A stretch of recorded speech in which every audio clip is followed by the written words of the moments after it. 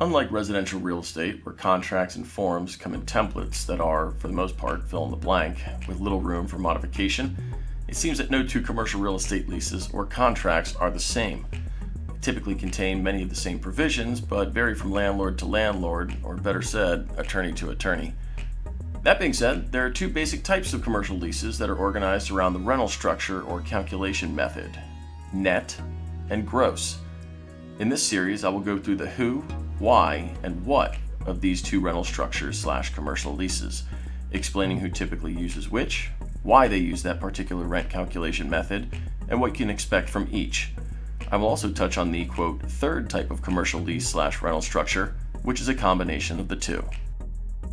Modified net/gross. Now we come to the commercial leases/rental structures that simply refuse to conform to convention. They just have to be different. While this can be frustrating when attempting to quantify the overall cost of leasing space, there are benefits to this a la carte approach. Who? You typically see modified rental structures with condominium projects and/or smaller and individual landlords. Why? Just to be pains in the butt? No. Rather, it's because condo units, office, industrial, flex, or in rare cases retail, are separately metered, and therefore it can make sense to include some charges in the rental rate and exclude others. For example, with an office condo, the owner may offer a rental rate, which is net of utilities and cleaning. Utilities are billed to the individual unit, making it easier for the tenant to directly pay these costs based on their use. An additional benefit is the resulting lack of regular business hours for utilities, allowing tenants to only pay for the hours and amounts they consume. The same idea applies to cleaning. Another reason is that modified rental structures may allow landlords to advertise a lower face rate than their full-service counterparts.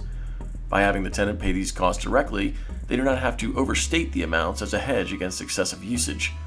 In an office market where full-service rental rates are around $30 per square foot, a landlord may advertise a rate of $27 per square foot net of utilities and cleaning, estimating that such costs are about $3 per square foot, which to the layman looks like a better deal when in reality it may end up being more expensive for the tenant.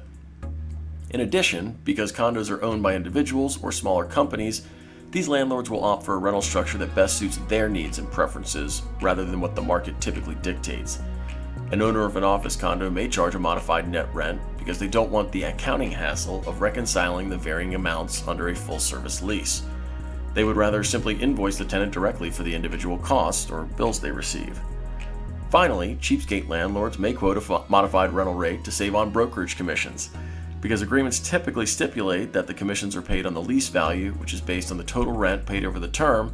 By separating rent from other base charges, the landlord understates the lease value on which the commission is based. What? It's hard to make a general statement on what tenants can expect from a modified rental structure. Of key importance is understanding what each structure means from a cost perspective and what the tenant is responsible for as a result. A tenant whose business operates outside of regular business hours or who requires special services based on the nature of their business may realize cost savings by excluding the specific costs from their operating expenses and CAM and paying only based on their usage and/or specific needs. Industrial, flex, and retail users may have one of the traditional nets included in their rent, such as CAM, but may still be required to maintain, repair, and even replace the systems servicing their unit.